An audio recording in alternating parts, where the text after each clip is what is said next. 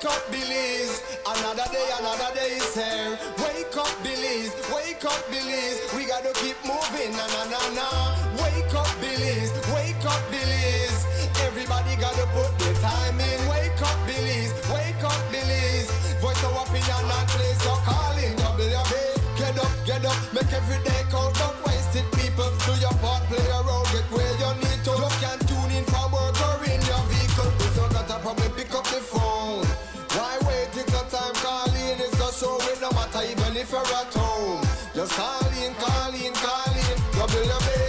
Wake up, Belize. Wake up, Belize. Another day is here. Wake up, Belize. Wake up, Belize. We gotta keep moving. Na na na na. Wake up, Belize. Wake up, Belize. Everybody gotta put their time in. Wake up, Belize. Wake up, Belize. Voice our opinion and place your calling. WB. Be yourself, see yourself. This is a show, my people. Belize our hope, so tune in, let's reason. Your body feel left out is the vibe we dealing. Let's find a solution. Yeah.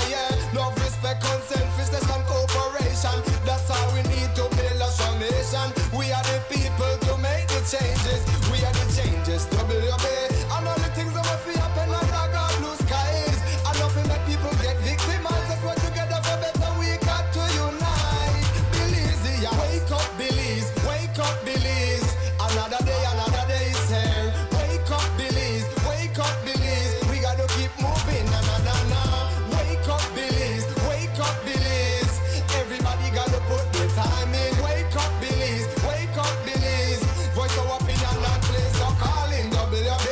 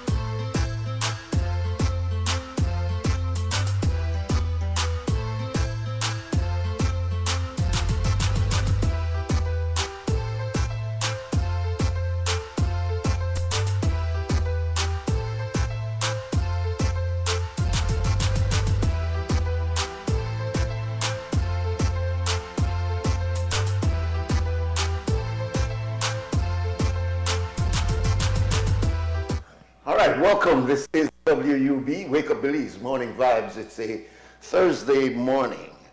It's the 5th day of December 2024, and we welcome you to the program this morning. I'm Nuri Muhammad, and we have a full house today in terms of guests, but we think our selection will be interesting for you, and hopefully you can engage likewise. As you know, we go through certain steps. We get an update today. We'll be hearing from Crystal Rosales giving us an update on the weather. And then we have a news package from our news center, and that will complete our first preliminaries. A little after 7 o'clock, we'll begin our conversation for this morning. Ms. Rosales. Good.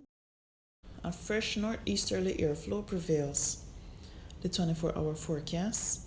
Skies will be sunny with a few cloudy spells today, with little or no rain expected. And then for tonight, skies will be cloudy at times, with isolated showers and a few more developing over the south. High temperatures for today will reach around 83 degrees Fahrenheit along the coast, 85 degrees Fahrenheit inland, and 74 degrees Fahrenheit in the mountains. Then for tonight, low temperatures will reach around 74 degrees Fahrenheit along the coast, 67 degrees Fahrenheit inland, and 60 degrees Fahrenheit in the hills. Winds over the open sea will be from the northeast at 10 to 20 knots, and sea conditions will be moderate to rough. But please note that a small craft caution remains in effect, and please note that operators of small crafts are advised to exercise caution for occasionally gusty winds and locally rough seas in northeasterly to easterly swells. Low tides occur at 7:17 this morning and then at 6:12 tonight. High tides at 1:38 this afternoon and then at 12:26 tomorrow morning. The moon will rise at 10:04 this morning and set at 9:29 tonight. And then sunrise is at 6:09 this morning and sunset at 5:17 this evening. The extended forecast.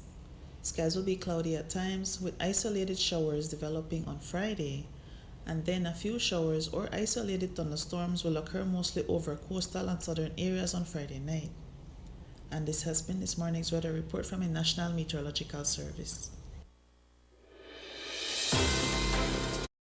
Private radio in Belize since 1989. Creme FM presents the news.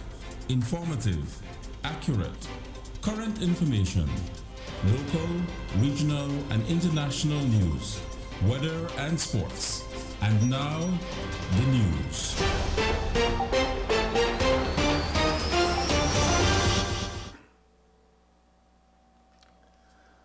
Ongoing at the International Court of Justice, the ICJ, are landmark hearings for the advisory opinion that has been requested from the court in relation to states' obligation regarding climate change. The request was made by the United Nations General Assembly back in March of 2023. The court has been asked what states are required to do under international law, quote, to ensure the protection of the climate system and other parts of the environment, from anthropogenic emissions of greenhouse gases for states and for present and future generations, end of quote, and to identify the legal consequences for the acts and omission of states that have caused significant harm to the climate system and other parts of the environment. The oral hearing started this week, and Belize presented yesterday. In his opening statement, CEO in the Ministry of Climate Change, Dr. Kendrick Williams, highlighted Monkey River as a representative case of how many communities in small island developing states, SIDS, are being impacted by climate change. Let me take one example of the profound human and environmental toll of climate change on Belize and on small island developing states more generally. That is the case of Monkey River, once a thriving community engaged in fishing and ecotourism. It is now in crisis. Rising sea levels and intensifying storms, unmistakable markers of climate change, have stripped away its coastline, with some areas losing up to 2 meters annually. Mangroves and seagrass beds, which historically served as barriers and biodiversity hotspots, have been critically degraded, leaving Monkey River exposed to further damage. This devastation has upended the lives of Monkey River's residents. The tragedy of Monkey River is a reality of countless communities worldwide, already enduring the impacts of climate change. The UNFCCC Standing Committee on Finance estimates that developing countries, including SIDS, require up to $584 billion annually by 2030 to address their costed needs and respond to the climate crisis. Yet, the recent COP29 decision pledged only $300 billion per year, leaving a staggering gap that delays adaptation, deepens vulnerabilities, and worsens losses. This underscores the urgent need for clarity on states' obligation under international law to protect vulnerable nations. Belize's legal team consists of 4 international attorneys from the Essex Court Chambers in England. 2 presented our position at the oral hearings. Sam Wordsworth spoke about positions from developed countries seeking to diminish the principle of prevention, obligations regarding transboundary harm, and the duty of due diligence. The Court now has before it no fewer than 6 lines of argument that seek to neutralise the existence or impact of the prevention obligation in the context of climate change, a display of legal firepower from those states most engaged in carbon consumption or production that makes one raise a quizzical eyebrow as to the hope that there will ever be agreement within the COP to meaningful and binding treaty obligations to reduce emissions. The first argument on neutralisation is that greenhouse gas emissions are somehow the wrong sort of harm and thus fall outside the prevention obligation. This is despite the fact that the harm occurs outside the emitting state's borders, constitutes existential harm to neighbouring and other states, and so is by definition significant transboundary harm. And of course, if this were not a relevant and applicable norm in this context, it would not be expressly referenced in the preamble to the UNFCCC. The argument is not serious, and it is irrelevant that the Court thus far happens only to have applied the prevention obligation with respect to environmental harm suffered by a neighbouring state. A second and related argument is that the specific content of the prevention obligation has not been established by state practice and opinio juris in the current context of climate change. But the relevant content is established. It is the due diligence obligation of prevention, which is universally recognised, and likewise that this must be applied in the given fact-specific context here of climate change and greenhouse gas emissions. It currently appears impossible voluntarily to let go of the lifestyles now enjoyed, in particular in the global north, and likewise for states to let go of carbon-based revenue streams. But in terms of international law, we are in the realm of obligation, not discretion. Who knows when or if the competing interests of states will ever lead to meaningful treaty-based obligations of reduction within the COP. But hard-edged obligations already apply as a matter of the prevention obligation in customary international law. A Belize Coast Guard's seaman, Gianni Venegas, is in a coma at the ICU at the KHMH following an accident that she was involved in on Saturday. She was on her motorcycle when she lost control and flipped. She was transported to the hospital by a bystander. The force is praying for her recovery as she has not been given a good prognosis. Venegas was the Coast Guard's most outstanding female recruit last year. As the go slow by the Belize Waste Control continues purportedly over the non-payment by the Belize City Council of over $800,000, many Southside residents were left with their garbage uncollected on Tuesday. councillor in charge of sanitation, Kaya Katus, told the media that due to contracts in place, it is not an easy fix to work around. She also was unable to give a timeline as to when the city residents can expect the matter to be resolved. So as it relates to the garbage situation, it is obvious that there is an issue. The company responsible has not been picking up the garbage for whatever reasons. And as a result of this, the residents of Belize City have been left with garbage on the streets. And it has been looking bad, feeling bad. Nobody wants to see garbage everywhere. This garbage situation has been ongoing even before our council.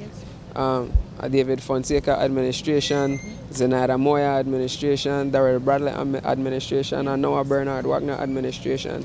And if we can see that all these mayors, all these heads have had an issue with garbage situation and for whatever reason cannot come to something or some kind of proper arrangement to get it resolved, then we have to look deeper into it, because that is telling you that there is more to whatever contract there is. Has the council received a lawsuit from the solid waste, the company, because of non-payment? I am not able to comment on that. Well, as the council responsible though, can you say when we can expect that the streets will be clean, the garbage won't be out there lying around for days on end? So we have been trying our best to clean the areas that we can. However, it is not within the scope of the contract for the city council trucks to actually pick up residential garbage. So it's not something that we can just take our trucks and go out there and pick up the garbage, because then that will cause another problem. So we are trying to work as best as we can with the company and see how best we can rectify the situation as soon as possible. The service for the expungement of criminal records as allowed under a recently enacted law has now started. It is being managed through the Community Rehabilitation Department within the Ministry of Human Development, Families and Indigenous Peoples Affairs in collaboration with the Ministry of Home Affairs and the Attorney General's Ministry. This means that people can now apply to have past criminal convictions removed from their records, particularly in relation to minor cannabis possession charges and COVID-related offenses only for first-time offenders. To facilitate the process, a criminal records board has been established. The board will review and accept or deny applications which can be obtained at any Ministry of Human Development office in the country, the Ministry of Home Affairs office in Belmopan, and on the Ministry of Home Affairs website. With this service, the government hopes that beneficiaries will have a better opportunity to succeed in their endeavors. Chief Engineer Evandale Moody yesterday provided an update on the damages to our road infrastructure as a result of the rains from Tropical Storm Sarah that made landfall in Belize on November 17. He noted that while there is some damage to our secondary road network, our principal highways held up well. Most part, honestly, the main highways have held up quite well. And so our priority is the main highway, because that is what we need to move the goods and services throughout the entire country. Yes, there are some damages that we sustain to some parts of them. And so those are the ones that we prioritize as a ministry, because we need to ensure that all our highways are open. There are secondary roads that has been damaged, like the Crooked Tree Road. And the section that was damaged was more closer to the area where you dip down going into the lagoon itself, because we had to reduce that elevation to tie back into the existing two structures that are there. But once we have the opportunity to build those two new structures across the causeway, more than likely we will elevate that last section to enable us to have access to Crooked Tree. But as you know, Crooked Tree is still underwater completely, so I'm not sure how much the causeway would have helped. or will help in the future, because looking at the footage that I've seen on TV, the entire village is underwater. So even if we build a causeway, the village is still inundated by flood water. So you could get out, but you still live in water. On the other highways, we haven't had significant damages. Within Belize City, we've seen that we've had some sections that have deteriorated, like on the Philip Wilson near the flour mill. We have two sections there, one by the flour mill and one by Sayview. But that section will be upgraded, using a hot mix pavement very shortly, because we've signed a contract to upgrade from Buttonwood Bay to the Sayview roundabout, and that will be commencing in January. We've already signed the contract for that. The sections that have been damaged on the George Price Highway near the Western Avenue junction, that will be dealt with by the ministry, and so we're going to be doing that in-house. In terms of the Hummingbird Highway, the Coastal Road, and the TV Ramos, we haven't had major damages on those highways, so there's not much work for us to do there. And that's our news package for this morning, Thursday, the 5th of December 2024. There's more news coming up in the program that follows us, which is the Morning Stew. That update comes at 12. There's another update at 3 o'clock and a full news broadcast at 5:15, all on CREM Radio. Here on XTV, we bring you the full news broadcast at 6 o'clock this evening. It's now 7 minutes to 7 o'clock. We'll take a short break. Our guest is already here. When we come back, we'll have our first guest for this Thursday morning. Stay. Radio in Belize since 1989. The news. Informative, accurate, current information. Local, regional, and international news. Weather and sports.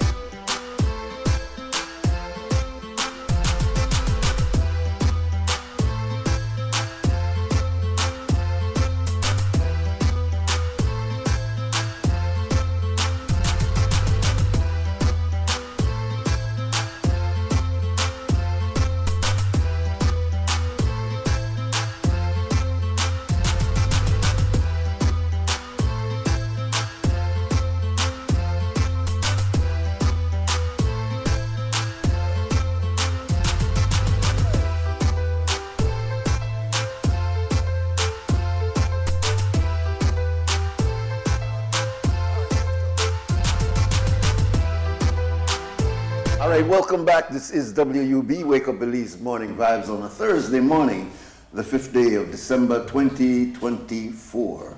And we're going to talk basketball now, but not just championship basketball, but I guess this is a basketball camp.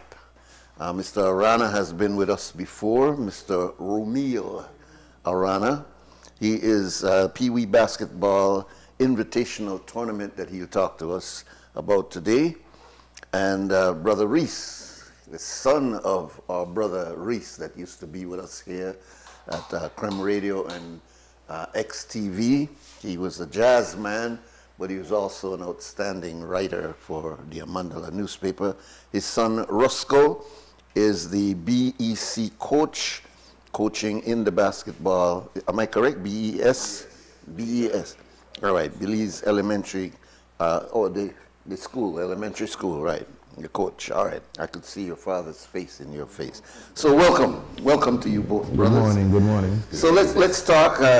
We had the communication with you, Brother Arana. So tell us about the plan that you have for the young people. Well, right now we're going into the second monthly edition of the Pee Wee Basketball Invitational. Okay. We kicked off last month in early November.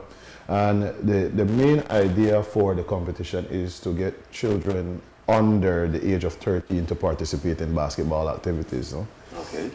Realized Mr. Reese here has been a coach for he's devoted about most of his life to basketball. Right. And last year, old, so but he's a devoted man. Years old.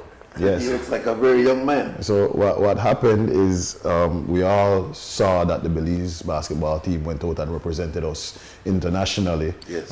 In Argentina last year. And even in the competition that happened the year before in Belize, we spoke to different players from different teams, and most of those children were playing basketball with each other from the ages of 9 and 10. So we did realize that even though we put our team together in about 2 years or something like that, there was still a gap when it comes to the basketball experience. So that is why I chose to look at the youths. I chose to look at the two leagues that I'm presenting right now. We have a 10 and under league, where for kids to participate.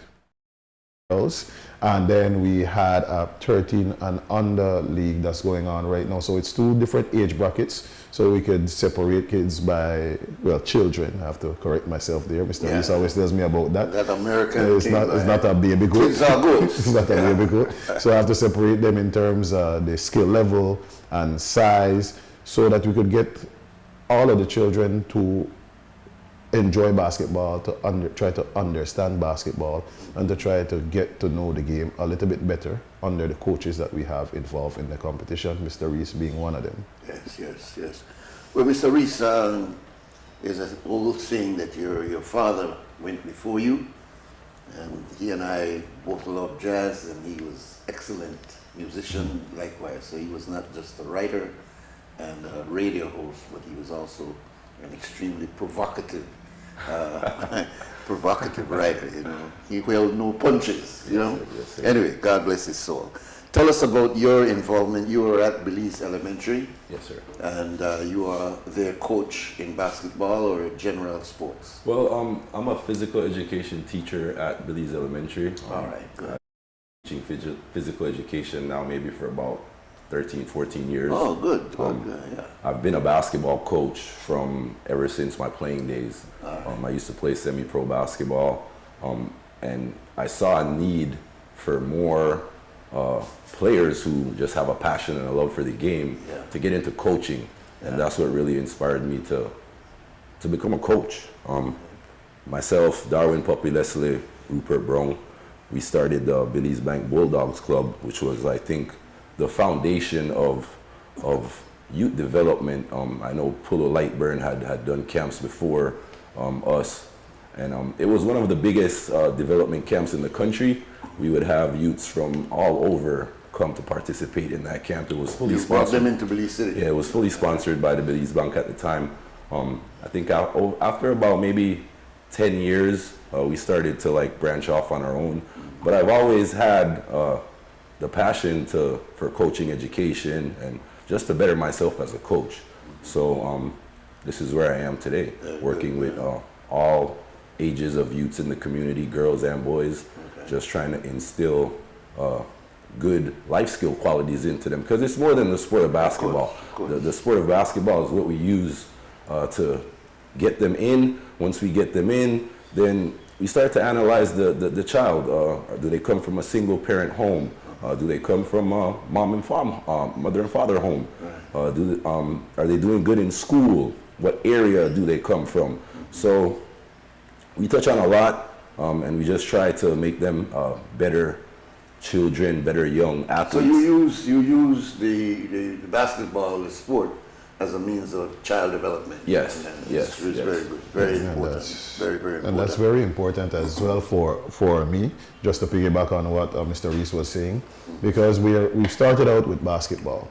What we do want to get throughout the process is that we want coaches to train the kids in a way that teaches them the right way to play basketball. Okay. I mean, when you say the right way, what do you mean? The right way to play basketball. Mash people and knock people down. Well, we're talking not about that NFL. No, not that. Stay away from that. Rough housing, rough thing and bunking man and knock out teeth. Basketball is a physical sport, but you want to toe the line there. But we want the children to learn how to pass to each other. We've seen on several different occasions in the country where you have a talented child and you just give that person the ball, and then the rest of the team they just pick up where everybody they there for so in the competition itself, I have a 3-pass rule for the 13 and under group, which is simply that you have to pass the ball 3 times in the front court before attempting a shot.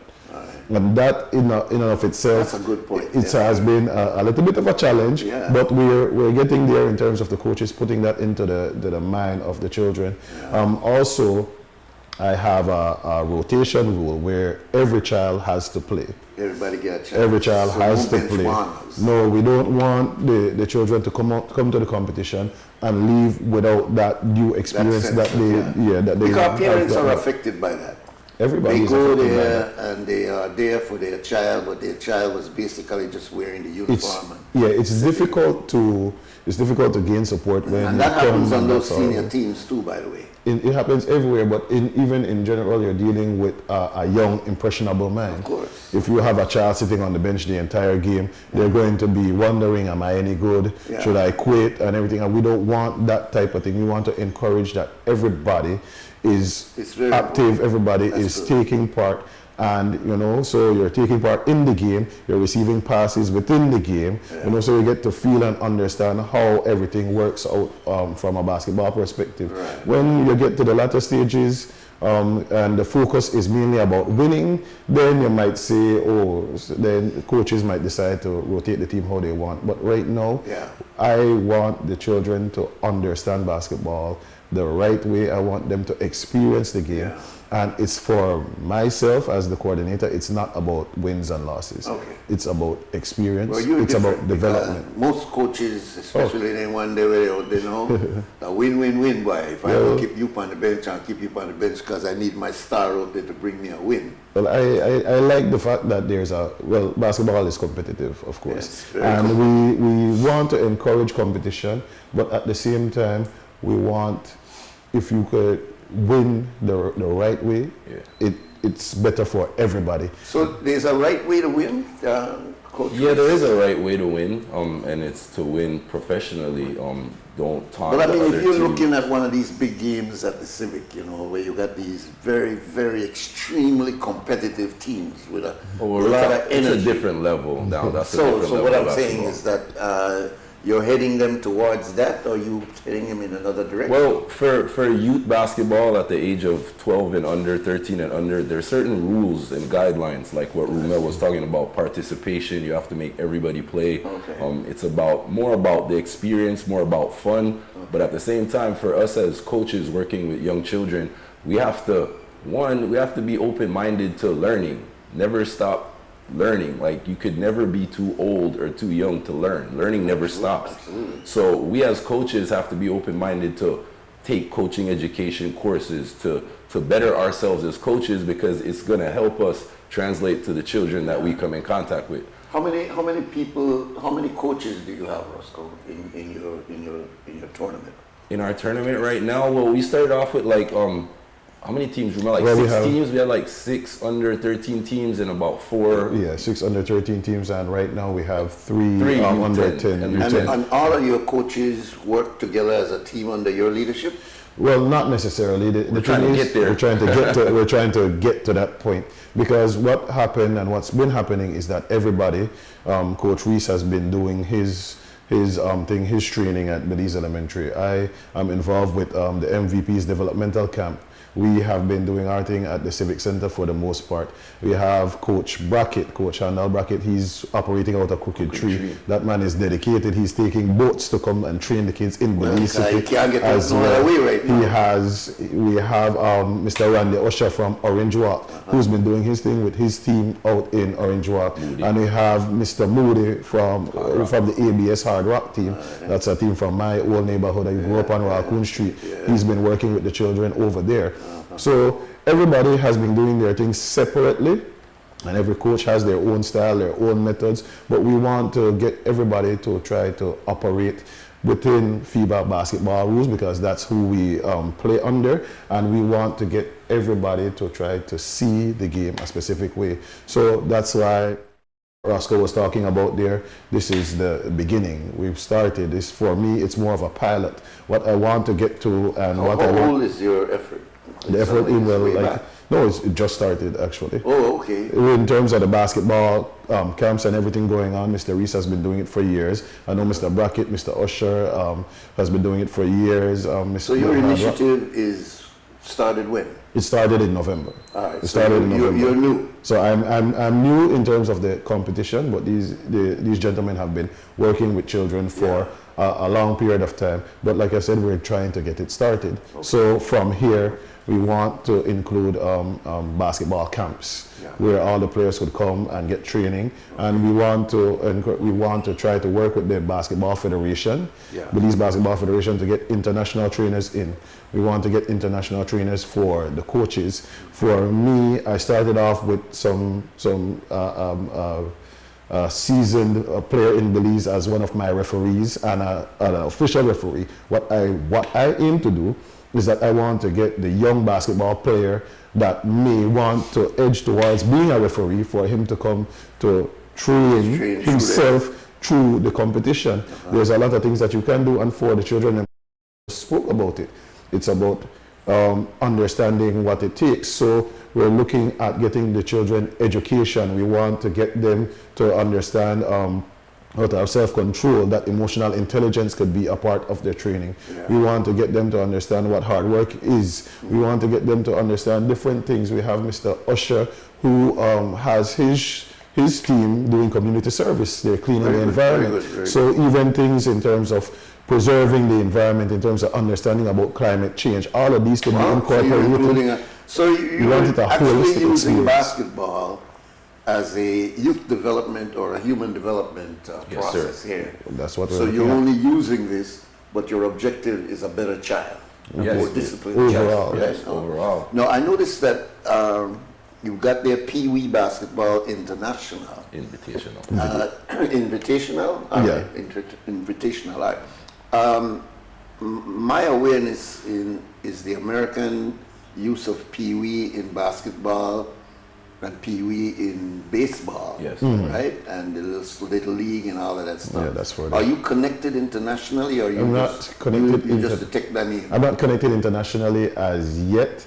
Again, like I said, it's a So pilot right now. There's no infringement and copyright. No, and all well, that Pee stuff. Wee just in that sense means younger, Yeah. the So younger you can use generation. it. You can So I use could it. use it. We can But use it with if anything. I come from States and I watch you, and I remember that in Oakland, California, we got Pee Wee, wouldn't my conclusion be that, oh, this must be connected? It might be connected to the US, but it was just a name for the younger participants. Oh, I And like see. I said, it's just, I'm starting out the process. We might have mini basketball, because mini basketball is actually FIBA, and that's what Right, I should have been yeah. using, but the name Pee Wee in Basketball Invitational just jumped out at me when I was going you through know, I the used to play creative Pee Wee process. baseball. Oh no. No, I was never good at baseball. I was hardly good at basketball, but You're stuck with it, I and stuck with you're it. better as a coach. Yeah, I'm trying to do coaching, which is good. organization, everything. Which is good. Tell me some of the names of the people who are working with you. I'm sure they're listening to you now, and people would like to know that this is broader than Mr. Roscoe and Mr. Arana. So are there some other members of your team? Well, I mean, Your- myself your and coaching Mr. Arana, we sit also on the Belize District Basketball Association board. Mr. Rubel's the treasurer. Let me see if this is a call for you. Yeah, welcome, caller. You have a question for our guests? Yes, Nuri, sir. Yes, good morning. Yeah, good morning. Roscoe, good morning, Romeo. Good morning. Just basically because they support such initiatives. And Romeo, you know who I am. I used to work, around your yard. Roscoe, I'm a basketball player in the city. But What's your name, brother? bigger than us. Bigger than us. Can you give us your name? Yes, I'm Jameer Enriquez. All right. I used to play basketball primarily in the inter-office competition, but before the Belize experience, I had the opportunity to experience the very same thing these gentlemen are now doing for Belize, right? I had the opportunity to experience these things at a young age, and Okay. it transcended in me a lifelong lesson that that instills value, instills a productive citizen, right? Very Because good. confidence, right? I work hard, doing the same thing that these gentlemen are explaining. So I'm just saying that what they're doing for the kids, this is needed in Belize, because like I look at sports. Sports was the vehicle that I used to better my life. Like I stayed out of trouble. I was able to achieve, my graduation from high school. I was able to do things, meet people, participated in many tournaments, and it's just a way that it touched me this morning to know that Romeo, because I know Romeo could have been in his office working, making his money, overtime, whatever, because this is an educated barber. He went to school, he has a lot of education, and he could have just enjoyed his life, right, his successes, and forget about developing. So Romeo knew that, like, probably spoke back in the days, we used to talk about such things, and I just proud to know that, like, there are individuals in Belize who decide that they want come out of their shell, come out of their successful zone, and give back to the country, right? Yes, sir. We hear often about the pullers and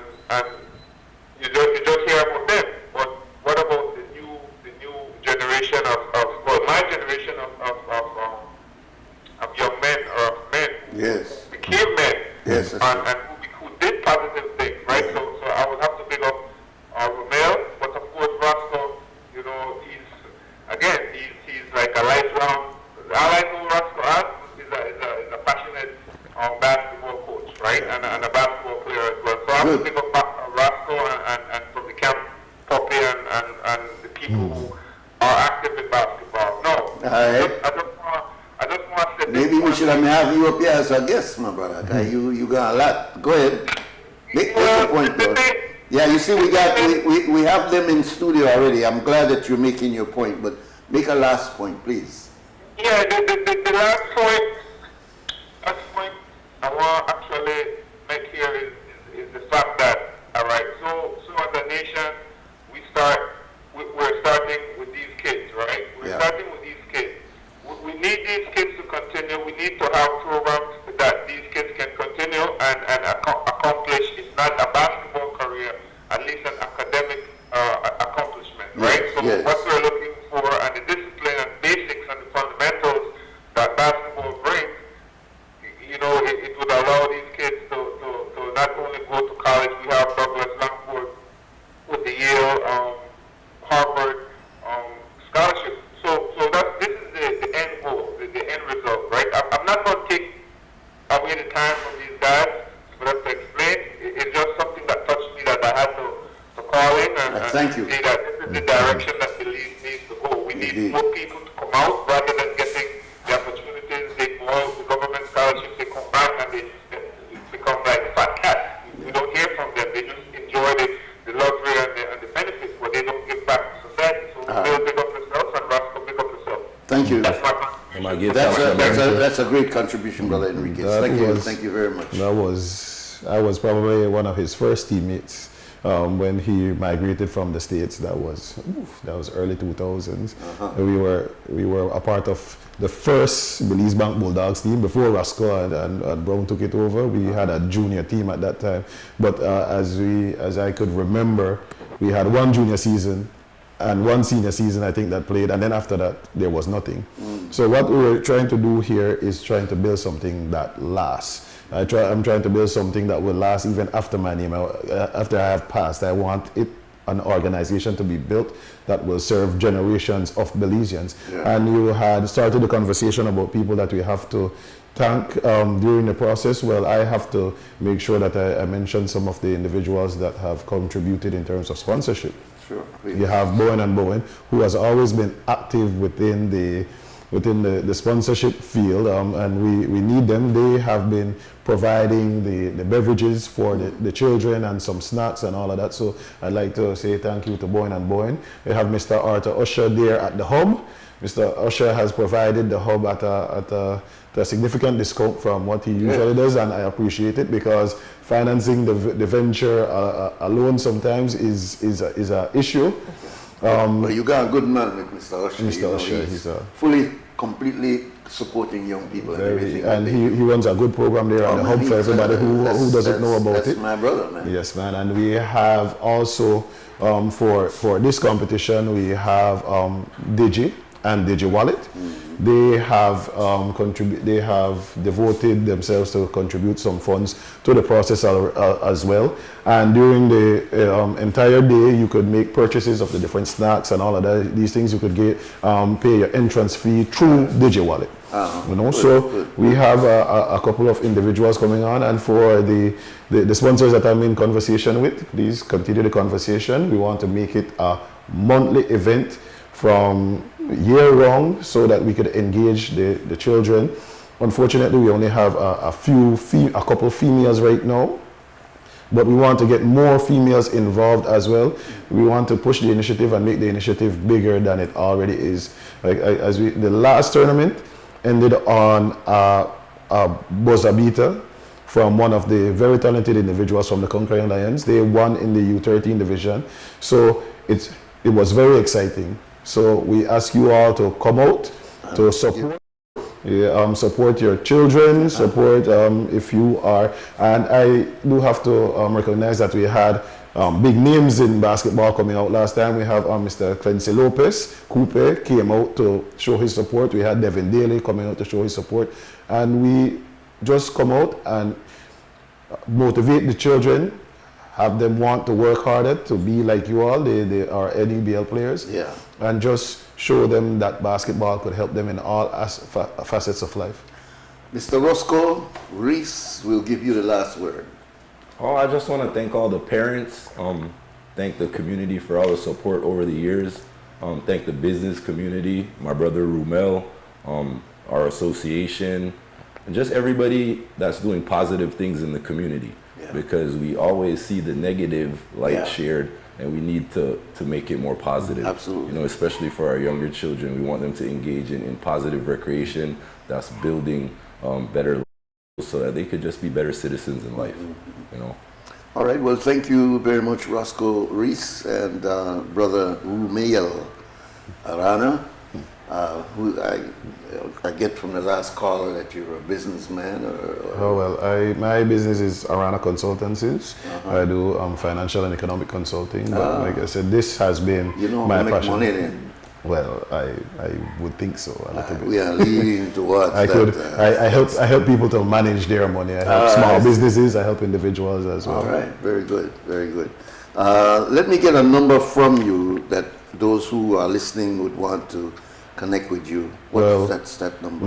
My phone number is 615 8623. 8623. Yes, sir. And would you want to give yours too, Roscoe? No problem. 605 57 03.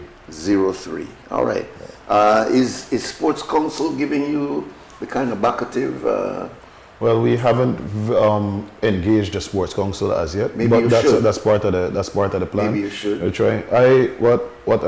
Again, like I said, it's a pilot, and I'm trying to get something up and running before I go and say, well, I need you as a coach. I want to work together instead of being a totally dependent on the powers that be. You know? I'm sure you won't be. All right. Well, we hope to get as much phone calls of support and people who may want to have their children enrolled in your program. Definitely. And this is Mr. Romil Arana. He's Pee Wee basketball invitational and not international. Invitational at the tournament. All right, because I read it, it looks like international here. And of course, the son of our brother Reese, he's Roscoe Reese. He is a coach at the Belize Elementary, physical education teacher at the, because physical education is here and coach is only one of those things in that discipline. So we respect your input this morning, brother, and we hope that you will get calls of financial support as well as people who might have their children that they want. I appreciate. And then you might have one or two coaches out there that maybe want to give you some support likewise. We'll take our break now for 2 Cent Scam, which is sponsored by Fort Point Security, and we'll be back right after that.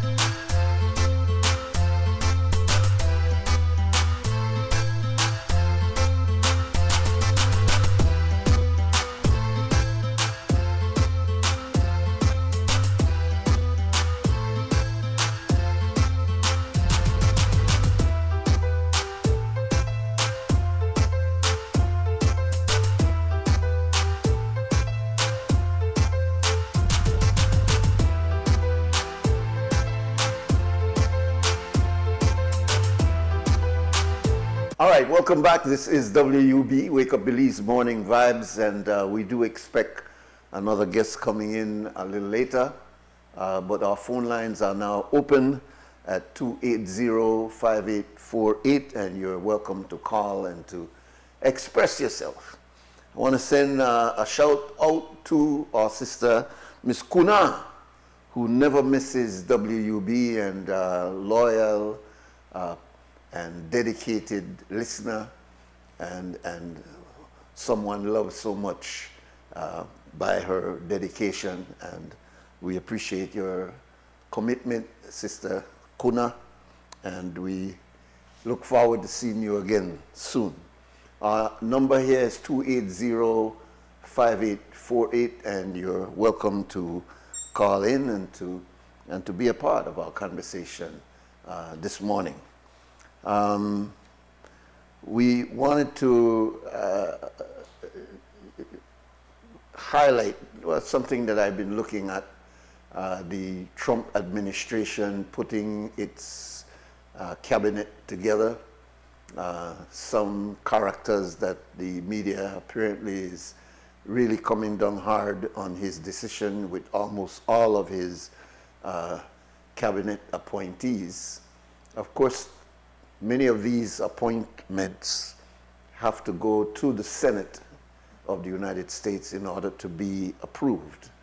And so the president can make a recommendation or nomination, but that person doesn't automatically become a member of the cabinet unless he passed through the Senate and gets an approval. There's some appointments that are civil servant type appointments that does not require approval. But many of those high rankings, secretary of this and secretary of that, does require buy-in from the Senate.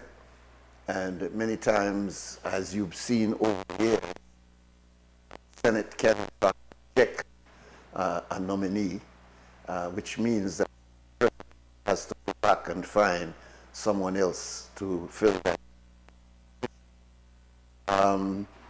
One of the matters that seems to be very highlighted with this administration, even though he has not come in yet, is the expectations of what will happen with the mass deportation that he has promised.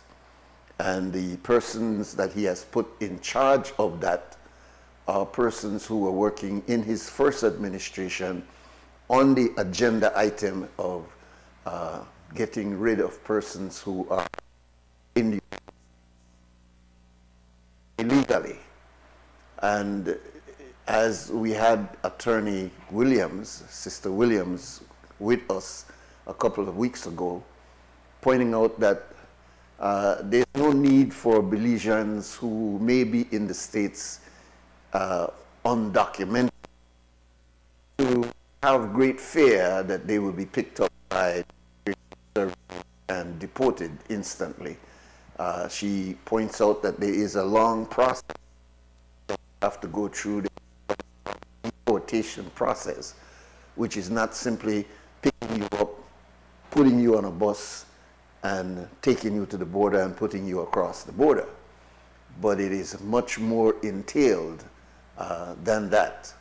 But if you are in the United States and you are not documented, the chances are that you will have some problems down the road as long as this administration, this new administration, continues along the path that Mr.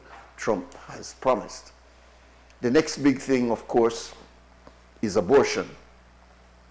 And the fact that there's been a long, drawn-out argument, really for centuries, there's been this argument of the pro and con of a woman having the right to decide that she does not want a pregnancy, and that there used to be a time where it was just a blanket no, and so women would resort to finding ways to get rid of her pregnancy.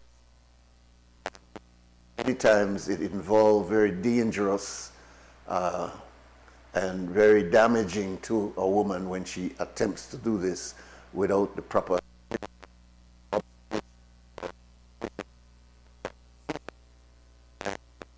So over the last 20, 30 years, especially since the Roe versus Wade decision of the Supreme Court, a woman was free in many states to be able to get an abortion if that is her wish.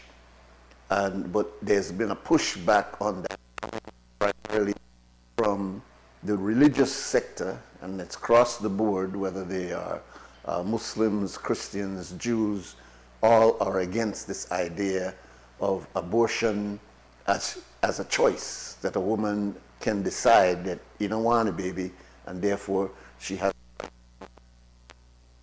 child.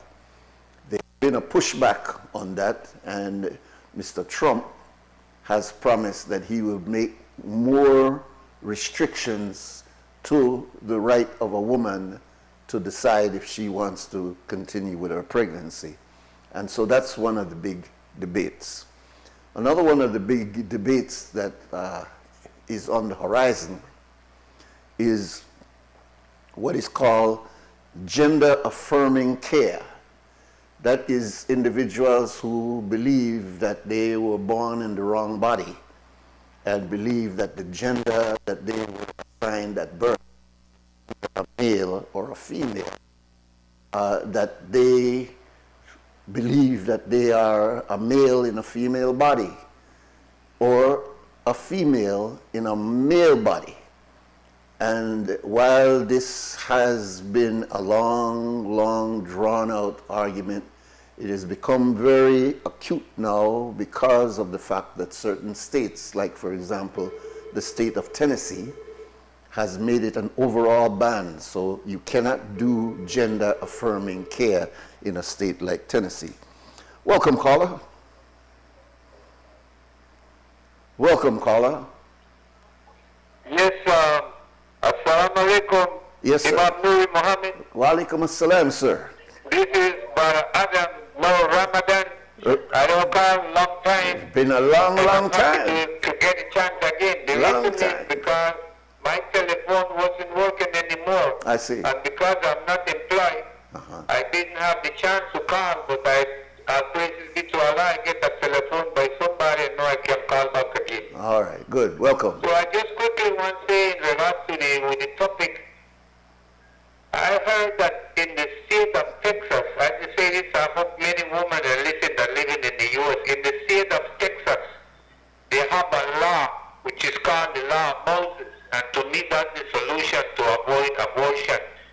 And the law of Moses, they say that any young lady, any woman that have a child, or is pregnant and go about to have a child, can do so freely, have the child, and donate it to government offices, and they mention the fire station, the police department, and some other government institution. In other words, you don't have to commit abortion. You could have the child and donate it to those institutions of the government, and they will accept it without question. So I think that's what they are great idea for many other states, so I didn't go to this abortion. But I'm glad to hear from you. I mean, I listen to you every day, I couldn't call. Yes. With that, I say salam alaikum. All right, I pray for the brother that might be deported. I just hope and pray that Elijah will be ready if anyone they come this side. Yes, indeed. Salam alaikum. Okay, brother. Wa alaikum assalam. I haven't heard from you for a long time, brother Adam. I'm glad that you're well. I guess the Moses law is taking a page from the Bible. As you remember, the story of Moses being born in a family that was not of the Pharaonic family, but he was born of those who were enslaved by the Egyptians, and was placed in a basket by the mother because there was this order given by the Pharaoh that a firstborn should be killed, the boy should be killed, because he was expecting a Messiah to come out of those enslaved people to attack his government. And so there was a decree that all boys born at a certain time should be killed. Anyway, Moses' mother, peace be upon her, placed him inside of a wrapped basket, according to the story, placed him in a river, and pushed him off. And the story goes, and of course you have to read the Bible because it's a little bit different than Cecil B. DeMille's movie of the Ten Commandments. The Pharaoh's sister finds the child, baby Moses, and raise him in the house of Pharaoh. And so for a good period, he did not know who he was. He thought that he was of the Pharaoh clan. And it was until a later time that he came to understand that he was not of the Pharaonic group or tribe or government, even though he had become high up in that government. So what I hear Brother Adam saying about this Texas law is, I guess they're saying that you could have the child, don't abort the child, and then you could put the child up for adoption by dropping the child off at a police station or a fire station or whatever the case is. I'm not familiar with that law at all. And I don't know why it would be so complicated. If you have the child and you put the child up for adoption, there are already regulatory systems set up in place here in Belize also, that if you don't want your child, you can put that child up for adoption. And so there are people who have done that. But I get the sense that the idea of abortion has many layers to it. Of course, I think there's nobody that would disagree that if a woman is aware that her life is in danger by that pregnancy, I don't think anybody would reject her deciding that she is going to abort that child because that pregnancy can mean her death. It is also possible that because of modern technology, you are able to see that the child is seriously disabled. Even in the womb, you can see certain things about the child. And for that reason, some people have decided, I'm not going to have that child because that child is already disabled.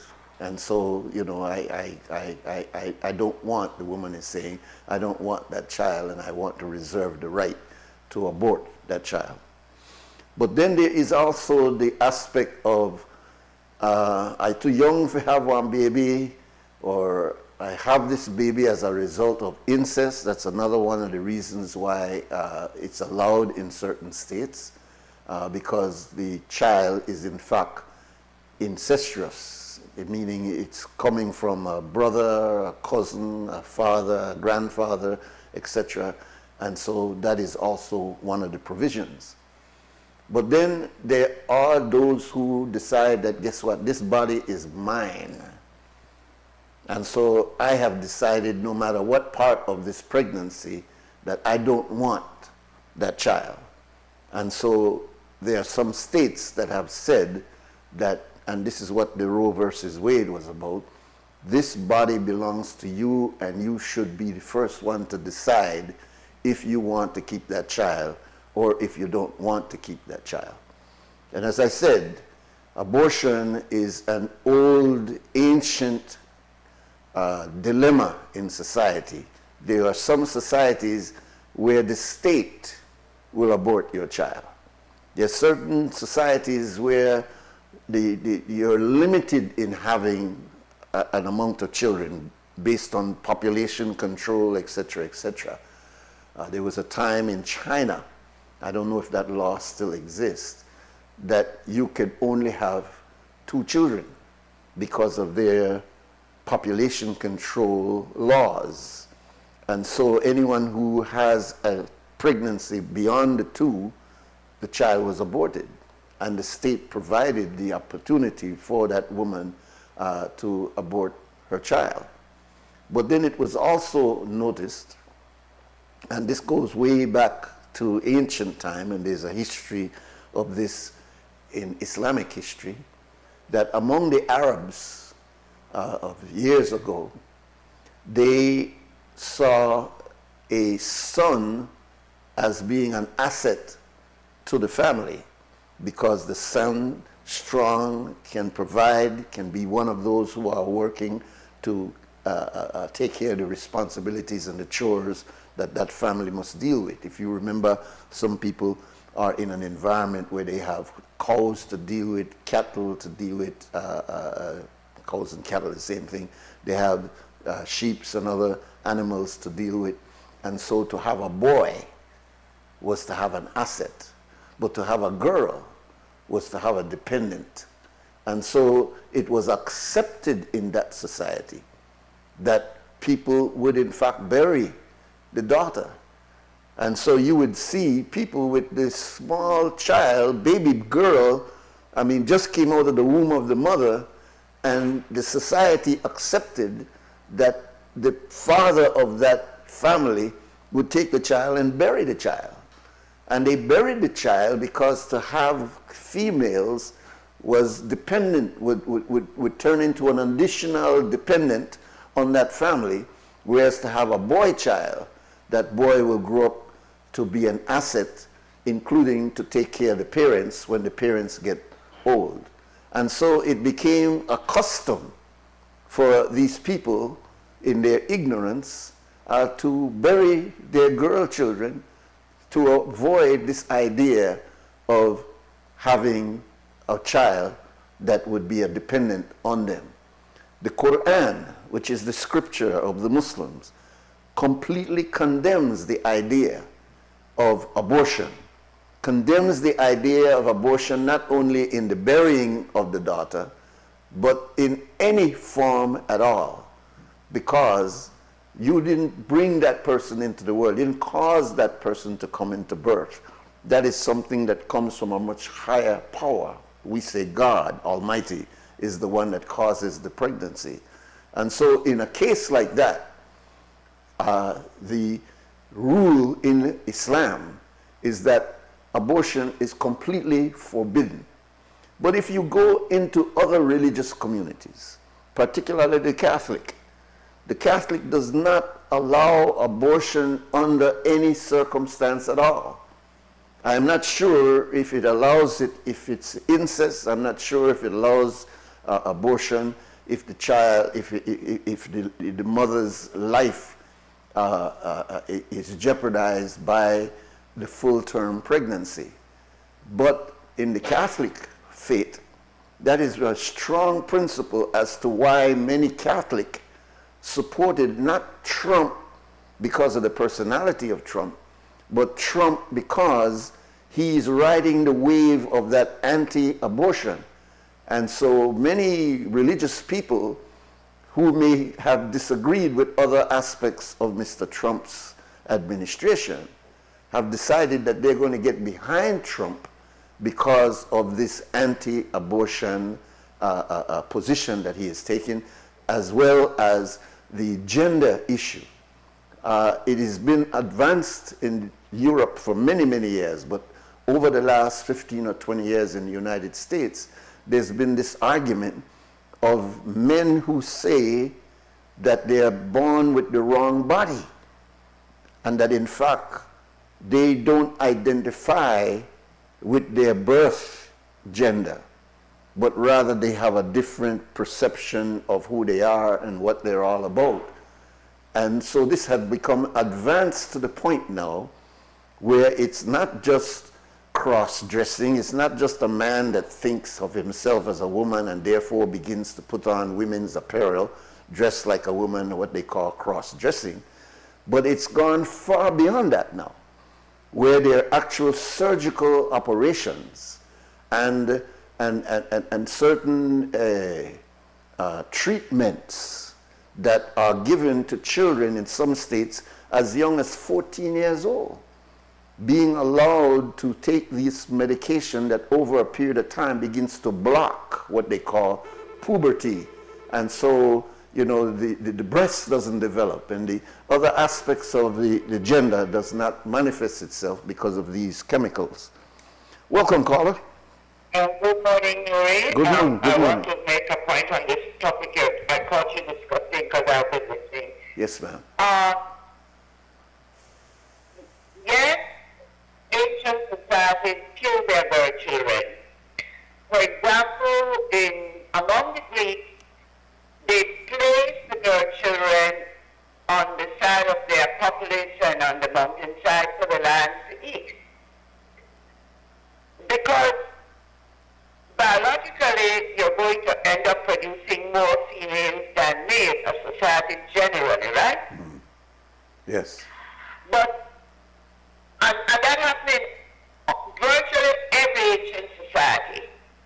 Because the female was locked into the domestic environment and appeared to society to only make babies, you know, do laundry, and in some societies where she did the horticulture, she did the cultivating of the garden, whereas the males did the hunting in the hunting and gathering societies.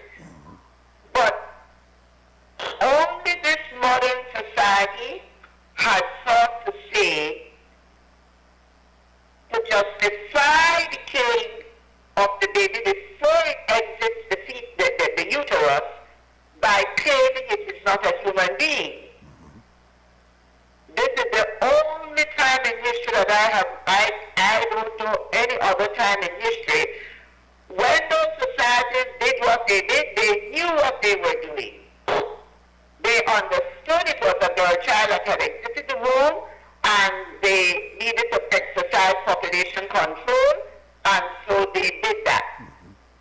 So I find it a confusion that we stand in horror at what they did, right? Yes. But how would they look at us claiming we will kill you in the womb? We won't wait for you to exit the womb. We'll kill you in the womb, but you are killing, you are not a human being what we are killing. And I don't think ancient society would have been that confused, Nuri. Yeah. They would have known it was a human being. And they would plan from the time the baby did whatever, because they didn't have the means of foretelling exactly what was coming out of the womb, right? Right. So when they had to wait for the exit, they didn't have the means, they didn't have the medical knowledge, all of that, to apply anesthesia and vaccination and injection and prevent infection and tetanus and they couldn't do that. They practiced abortion, yes, but many times it ended up fatal. But I don't know any other society that has argued to justify what they're doing, that what is in the woman's womb is not a human being. And that's where, for me, the problem begins. Because while I reject what ancient society did, how am I going to reject them and accept the new argument, which is doing the same thing and worse, really? Yeah. Because you're seeking now to give a legitimization to what you're doing. Those people didn't seek any legitimization. No. Those were the rules of the society, and they were accepted because it's like lepers. They put lepers out of the society. They didn't have power on WHO and Harvard and Centers for Disease Control and all of that. They didn't have that. So their way of dealing with sickness was to separate the sick from the well, the persons who are well, right? That's correct. In order to prevent quarantine, to quarantine them, and they were quarantined permanently. And they were sent off into the caves on the edge of the society, and they lived there and they just struggled until they died.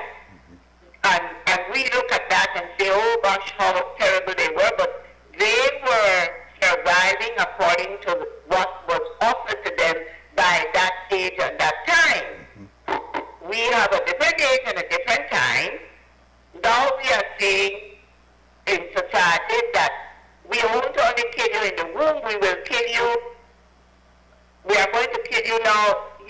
could help the kid yourself. Assisted suicide. We were horrified when Hitler was doing it. But now that's what we are doing it with. Yeah, it's a way. Great Britain is passing a law as we speak. It's before the Parliament. The law had gone before the British Parliament in 2016. Now it's back, and it's going now to the House of Lords. And it will go back. It won't be finished. They won't do it in one round and say, oh, we passed. But the problem is that people are arguing that in other countries where they have passed the law for assisted suicide, it has gone way beyond what the original law was. For example, the original law in virtually every country is you must be mentally competent, right? Yes. To pass that law, to have that law applied. Well, in some countries, you no longer need mental competency. The law can now allow the mentally incompetent, the mentally ill, to supposedly participate in their own suicide. But remember, these are people who the society said can't think for themselves. So how can somebody who can't think for themselves be able to make a decision about whether they should die or not die? You see? Yes. So our society, Nuri, the ultimate problem with modern society is we worship human intelligence. And human intelligence is extremely limited. Very limited. Very limited. Extremely dangerous. And as a consequence, we seek to legislate, and the intellectually advanced feel they have a monopoly on decision making. But not one of them, not one of the brilliant minds on the planet could produce not even a tick 1,000 years ago. They didn't have the knowledge, right? And I don't know if they have it now either. No. So how can you decide to command a planet, the knowledge of the things on that planet? You don't even have that knowledge yet to produce that thing, the things that are on the planet. You on all your intelligence, you still can't, you have to develop for 2, 3, 4 billion years before you have the knowledge to clone another animal and all of that. Right. You have to wait for that knowledge. So we're going to wait. How long would have waited for you to figure out how to make a human being, right? The human being came along, the dogs came along, the birds, the fish, all of it has evolved. But if it had been left to humans, I don't think we'd be anywhere. Yeah. There's an African saying that says, God makes rain, it falls on all roofs. With man-made rain, it would only fall on some roofs. Yeah, that's right.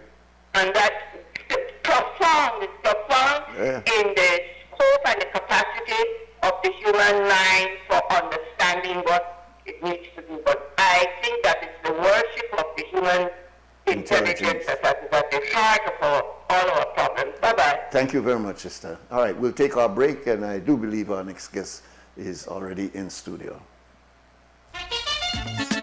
St. Mass 2024. That's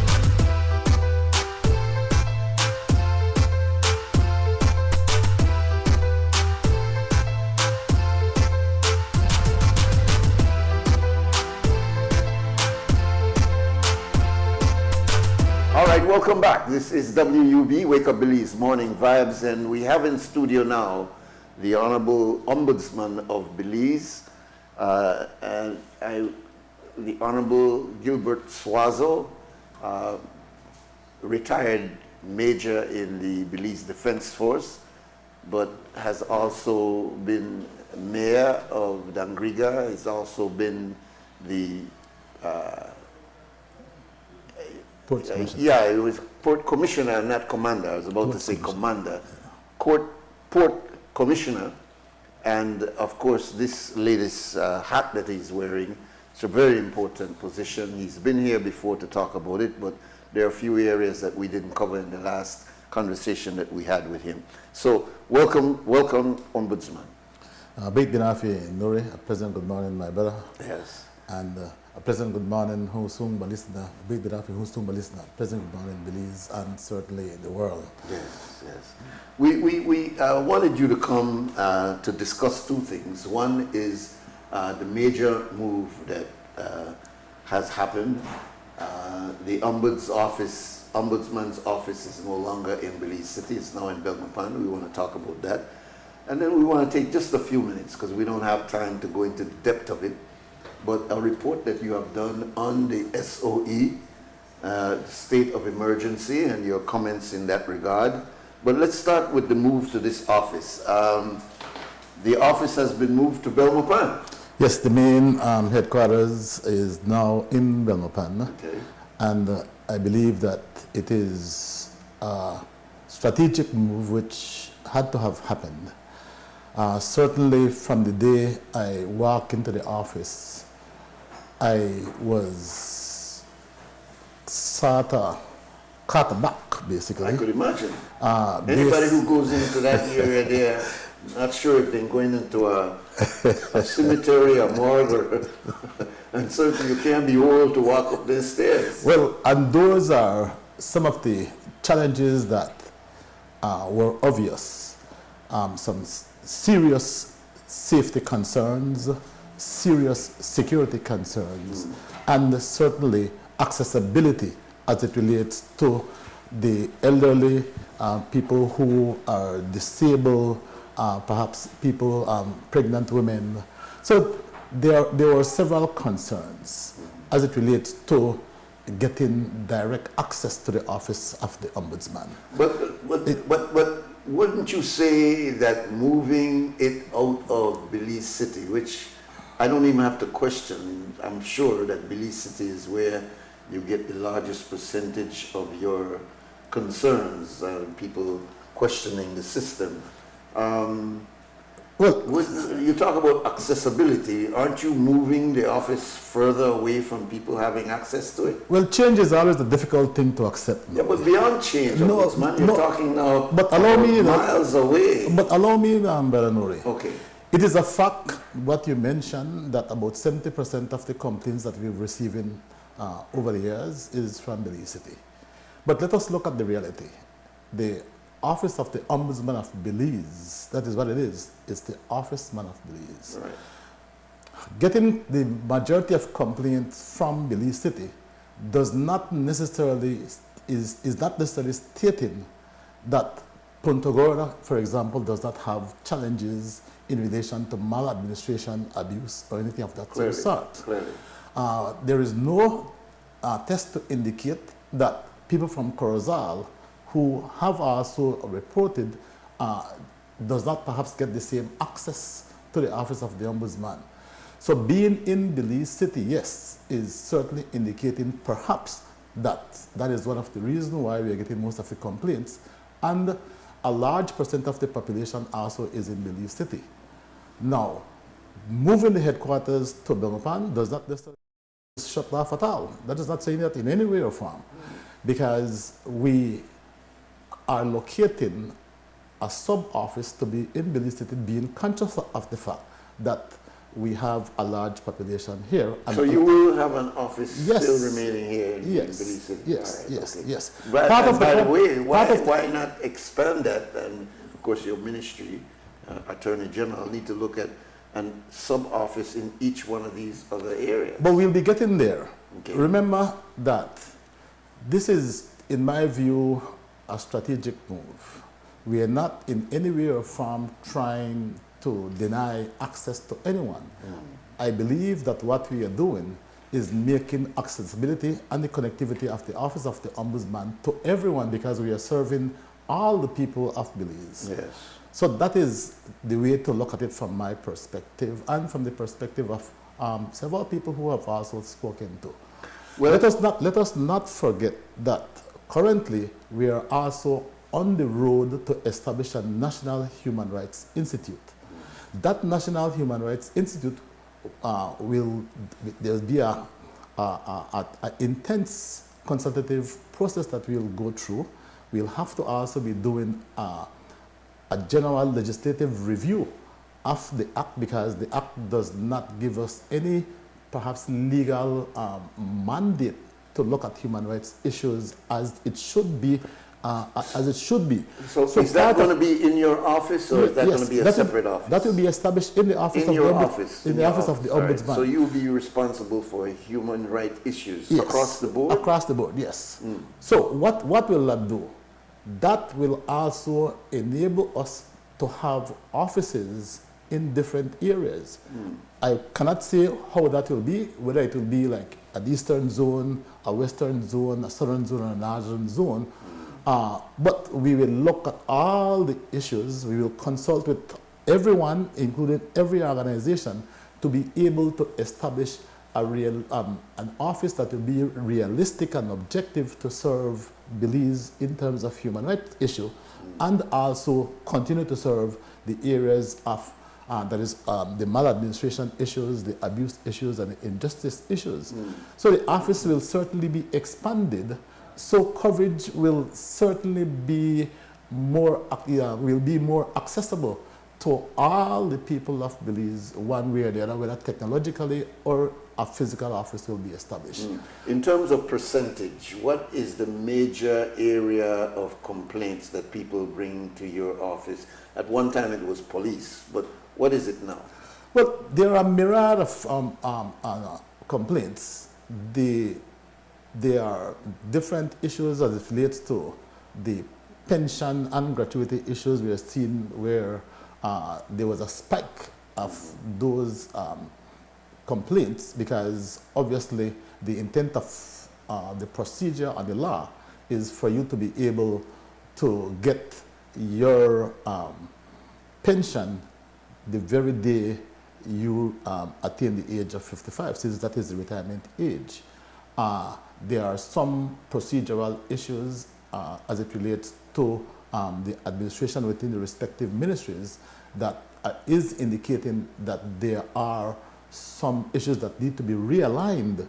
So there appears to be some challenge with the human rights, not the human rights, in terms of the human resource issue, where there seems not to be on top of the issue that as you attain the age of 54, that process is supposed to begin yes. at that point, at the age 54. Yeah, what's the complaint? Is it that people are saying I'm 56, 57 years old and I still don't get my pension yet? Yes, those are cases. Yes. And remember, people have bills, people have medical issues. Unfair. It's unfair. You shouldn't have to wait a long time. Yes. When you're retiring, we know from 50, you got 5 years. So government should have kicked in.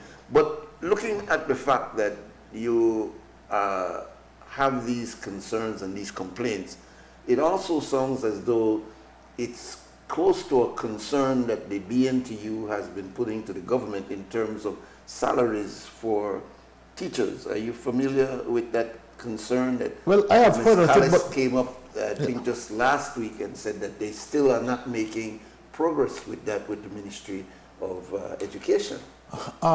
Nuri, it's two different things. One, for the Ombudsman to investigate any complaint, there must be a written report lodged at the Office of the Ombudsman. So they have not brought that to you? That have not come to the desk of the So that means that they're Ombudsman. Maintaining their own negotiation with the ministry as opposed to... Which they have a right to as a union. Of course, yes. and they are doing that. Yes. But wouldn't your office be evocative for what they are saying is a clear injustice? They are owed this and they still have you know, they're getting only excuses and excuses as to why it's not complied with? any perceived issue or any issue where someone believes that they are treated unfairly, unjust, or they feel abused, that can be lodged at the office of the All right, office let of me the stop ombudsman. there because we have another break to take and we do want to go into this area of the SOE. So our talk is with the Ombudsman today, and when we come back, we'll open the phone lines in case you want to place a question to Major Swazo.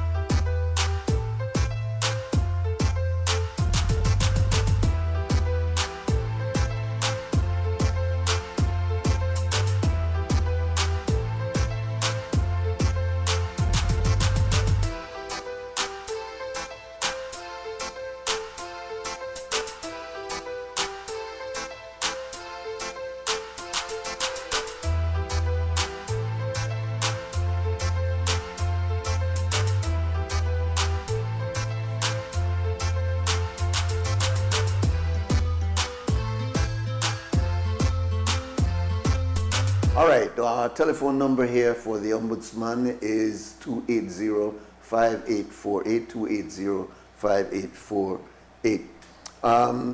Ombudsman, just so that we could make sure that we do cover it at least, at least touch it, because it's such a deep subject that we could not give justice to it. But your office produced a document, a special report, to the Parliament called Safeguarding Rights and Liberties During States of Emergencies, SOE. And in that, a very comprehensive report, you deal with human rights issues, you deal with, generally looking at how the state of emergency is implemented in the country. And you highlight several areas that I don't think we would be able to cover all of it in just the short time that we have. But you touched on the human rights violations involved. You touched on insufficient oversight. You touched on non-compliance of domestic as well as international rules in those sort of things. And you stressed on this issue of fairness and impartiality, as well as the need for periodic reviews of SOEs in general. And in my opinion, from a government perspective, this is the first time that I've heard that type of in-depth analysis done of a procedure that we have followed several times. This last one, which lasted from June until September, was just the last one. But there had been several others, and there was never a report. So congratulations to your office in looking at that entire procedure, and you came up with some very critical observations. Would you like to start with some of them? Maybe you could select whether it's the human rights violation. Am I going too broad for you? Or? No, I think we need to set the stage in relation to how this came about. All right, sure. I think that is important. Okay. You mentioned something earlier in the first segment, whereby I promised them that they could call, so I'll have to take the call. Yes, welcome, caller. Yes, good morning, Nuri, good morning. Yes. Yes, sir. President, good morning. Big morning, brother. Yes. Hey, I have a question. I want to know if, for example, like the situation in Kayonat, where there are clearly voter irregularities, is this something that the citizens could bring to your office for you to investigate and look into? For example, we know that voter fraud is really like taking place across the country as the election is getting closer. Is this something that your office would address? Okay, a very good question. I will answer it this way to state that, one, the Ombudsman Act make provision for maladministration issues. If it is that you are of the view or you have evidence to suggest that this is a malpractice and it is circumventing due process and procedures, then a written report needs to be lodged to the office of the Ombudsman. Then the Ombudsman has the legal right to go through that report, do a proper due diligence, and to ensure if it's a case that can be investigated or not investigated. There are issues. Usually, how long these procedures take? Well, there is no time frame. Remember the fact that once a report is lodged, we do our due diligence, right? So it can take from a week, 2 weeks, or maybe even longer than that, based on the technicalities and those kinds of things, right? So once we've done our due diligence and the report appears not to be trivial, it appears not to be malicious, it has not, that case perhaps has not been in front of a tribunal or a court, there are prerequisites that we have to look at to ensure that we have clear grounds to investigate this case. All right? The Act makes provision for what can be done and what cannot be done. So once it passed those respective tests, then the ombudsman, in his absolute discretion, will decide this is a case that will be investigated, this is a case that will not be investigated. And if it is that we will investigate, there's a process outlined by law, and we can summon any individual, any document to be produced in front of the office, in front of the ombudsman as part of that investigation. But in a case like this, where Dr. Figueroa and others of the UDP has already brought this up to be... No, they brought one case in Kayonat. Right. So that case... That case can still be written up and brouut to your attention. Well, it has been, they have sought and gotten direction from the court. Mm-hmm. So the court has already decided. You cannot reverse what the court has done. Right? Yeah. But let's perhaps state... But Ms. Tamai is saying no such thing has gone on, and so she's rejecting a position that was put by Dr. Figueroa, and basically saying that her officers are free. These two officers that they're claiming are complicit, that her officers are not involved. But let me state it that if there's anyone out there, any person out there who lodged a written complaint to the office of the Ombudsman, the Ombudsman is legally mandated to do the due process and then respond to the complainant, right? Given reasons why they will investigate or why we will not investigate, right? And if the Ombudsman decides to investigate, like in this case, so we could maybe segue back to the SOE. I'll have to leave it at that, Will. Well, it's answering the same question as well. In a way, procedural. Yes, it is procedural. Yeah. Okay. Okay, great. Thank you very much for your time, and it's good to see you in PG, my brother. Yes, man. Thank you. That is my brother. Yes. You can't keep on down there, my brother. All right. Yeah. Yeah. Let me segue back into that. Yeah. What happened that, if I can recall, the last SOE, June to September, was the 9th SOE in 6 years. Yeah. That is suggesting that perhaps there is no apparent or other strategy to deal with the increase of serious crimes within a jurisdiction. So it seems to us then that then become a norm in dealing with incidents of serious crimes and violence within the respective jurisdiction. Are there any other strategy? It appears perhaps not, right? But the case in point is that there were detainees, at least I believe it was 6 to 9 detainees, who lodged a complaint to the office of the Ombudsman. So that when we got that report from the detainees, again, based on the report, we decided that we will investigate that case because it passed the test. We believe that it was not trivial. We believe that it was not malicious. We believe the law makes the provision. So I'm just answering the same question, but in regards to will and due process, because that is important to go through. Yes. The office will not get engaged in anything that is not within the law, right? We, at the office of the Ombudsman, go strictly with what is stated in the Ombudsman Act. So in the case of these detainees that came to your office and had concerns and had, what procedures followed there? Okay, so we did our due diligence in relation to going through the reports, the report that we got. Yeah. And once we've gotten and said, okay, then we wrote a letter stating that we shall investigate. All right. We'll take this as our last call. Go ahead, caller. You're welcome.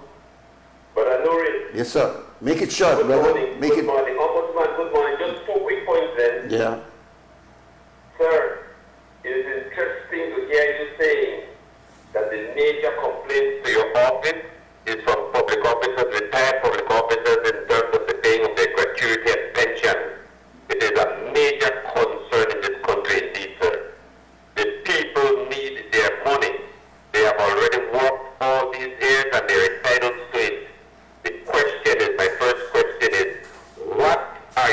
doing, sir, to ensure that this situation is corrected? What guarantee can you give the people that this matter will be corrected and that we will not have recurrences of this nature? Number one. Number two, sir, in terms of Wilbert's question just now, sir, we did not get it clear from you. There are two cases in Kaya North, one for the supplementary list for September and the other for the revision, the annual revision. In terms of the September supplementary list, there was an appeal for it to go to the higher court. That is still before the higher court right now. In terms of the annual revision, that followed the same trend. There were 23 persons who the magistrate agreed should be taken off the list. That matter, sir, has gone to an appeal. The defense is saying that they will appeal that matter. So then, both matters are before the court, still sub judice. Both matters are still sub judice. Sir, you said that in conducting your due diligence, that one of the areas that you will not investigate are matters that are before the court. Yet you said that people can still, concerned parties can still write a report to the ombudsman, and the ombudsman will decide if he investigates or does not investigate. Sir, but you said that you cannot investigate if the matter is before the court, if the matter is sub judice. So then, why would anyone waste their time to put together a report for the ombudsman when both matters are sub judice? Thank you very much, and I wait for your response, sir. All right, good. It's interesting how people want some level of clarification, right? To me, the law is clear, right? There are other matters perhaps in a similar area. That case, which is live in front of the court, in my view, and based on the advice that I've received, is suggesting that once it is in front of the court, and it, okay, let me put it this way. If the case was lodged to the ombudsman before, and then there is a court case, if it was lodged and I start an investigation, then I can continue with an investigation. In this case, this went direct to the court. So the law prevents me, right, or prevents the ombudsman from interfering in any court proceedings at all, right? So I'm trying to clarify it as best as I can based on how I understand the procedure to be. So if there are other similar cases, not specific that case, then that can be lodged at the office of the ombudsman in a written complaint. That is what I am saying. I hope I have clarified that. So in other words, it is the same matter, but those who have already gone through the court you can't deal with, but the same matter you could deal with by others who come forward to your office and has a concern. Yeah. Yes. Let's say that there is an issue in Belize City, similar issue in Belize City. They can write to the office of the ombudsman. But can Mr. Figueroa appeal to your office? Would he be considered as a part of a court case? He has sought the remedy from the court. The court has a remedy, and then it is now in appeal. In my view, that remains within the purview of the court. Right? But it's a matter that is much broader than just those who have been brought to the court. It's obviously a matter that is bigger. Okay, but a similar case can be brought to look at the procedure. Right, so some people can still go to your office. That's what I'm saying, but not that very not case. Those one. Yeah, all right, okay, very good. That's what I'm saying. Yeah. Now, in relation to the previous question, if the gentleman would look within the last annual report, we made some recommendation as it relates to that specific issue. Yeah. We the are issue of gratuity. Yes. In the last annual report, we are now seeing that it persists. So again, because we just had, as I had there was two cases just in last week that I attended to, the office of the ombudsman attended to, similar case. So we will look at what has been put in place as a result of the recommendation made in the last report, and then we will revisit that case with a view now to get everything realigned the way it should be, because then we meet with CEOs, with the minister, to ensure that the recommendations are carried out. But it seems, Ombudsman, that, in fact, you made a statement that government should be already aware at 54, at 53, at 52, that 55, this person is going to retire. Mm-hmm.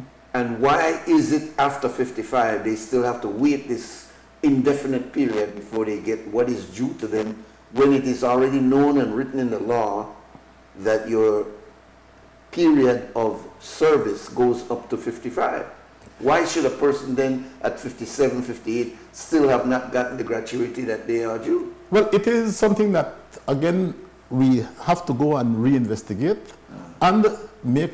I'm not sure if any digital software has been developed with a view to save it, because this can be done, where you have the list of all public officers within a respective ministry. And it is my view that it is the prerogative of the human resource or the administrative officer to have some prompt stating that this person is now at the age of 54 to start the process. But it's the issue of the office of the Ministry of the Public Service, who should have already known these procedures, because being concerned about your gratuity is not a new concern. It's an old concern that people have. Unfortunately, callers, we're beyond the time. We cannot take any more calls because we're just getting closing comments from the Ombudsman. We are not able to take any additional calls. So please proceed. Yeah. I indicated that in the road to establish the National Human Rights Institute, there will be a legislative review. Now, part of the review, being the Ombudsman for 1 year, 11 months now, I have seen several gaps in the law. For example, a recommendation at this time is just what it is, a recommendation. So there is no legal regulation or stipulation within the Act to state that the recommendations shall be carried out within this time. There isn't that. And there isn't any penalty to say that if you do not adhere to the recommendations of the Ombudsman, that is in fact an offense, basically. So in my view, there are certain things that we need to look at within the law with a view to strengthen the law and to give rise to some of the implementation that the general public needs to happen. My apologies to you as well as our listening and viewing audience, because clearly I believe we're not giving the due diligence to this question, and so clearly we'll have to end the program here because we're beyond our time, and we'll just have to ask you to come back. And so I would like to thank Major Swazo for his willingness to come all the way from Belmopan to be with us today to answer some of these questions. But clearly, we were not fair to the issue. All right? We need more time when we bring you on. We need the entire program, because you see, we had calls that we could not even take. So I'll give you a last word, Ombudsman. Thanks, Brother Nuri.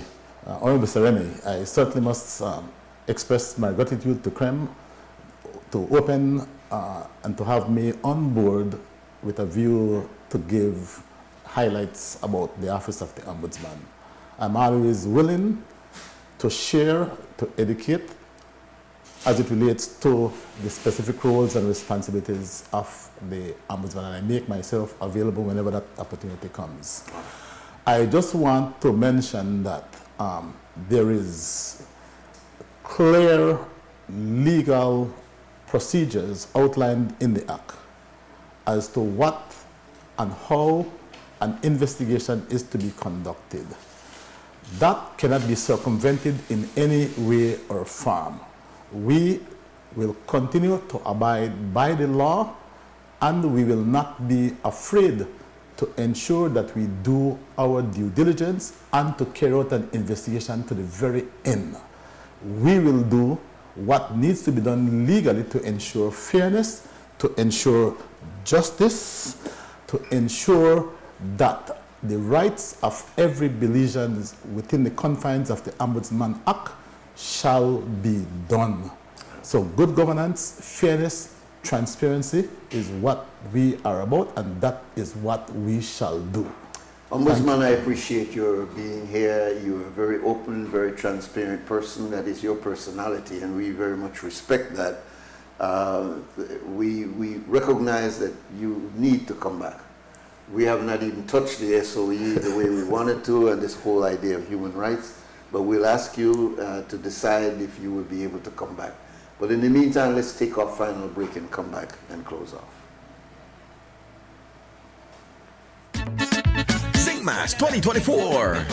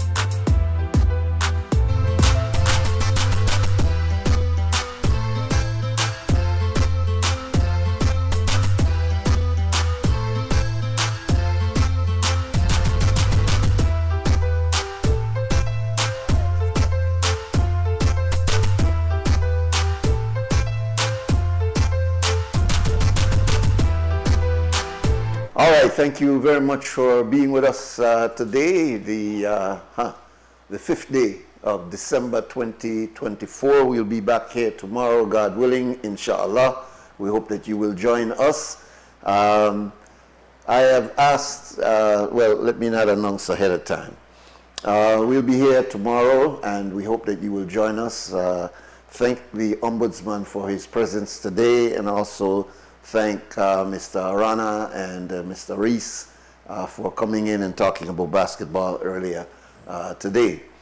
We don't have any more time, and so we thank the folks from Morning Stew for giving us this extra time this morning. We also want to call out the fact that Dr. Vernon has come out with his new Time Come, and it's titled A Can of Worms, Voter Transfer Fraud in Belize, which should be interesting reading, and was a part of what the Ombudsman was talking about, and a part of what the two callers who called and made reference this morning, particularly our brother Will from PG. We can only say now, thank you for being with us, and we encourage you always to stand strong and to stand firm, to make sure that what you do is the right thing, because eventually it comes back. Sometimes it takes a long time, but if you don't do the right thing, eventually you're going to have to pay the cost. Belizeans, stand strong and stand firm. For now, we gone!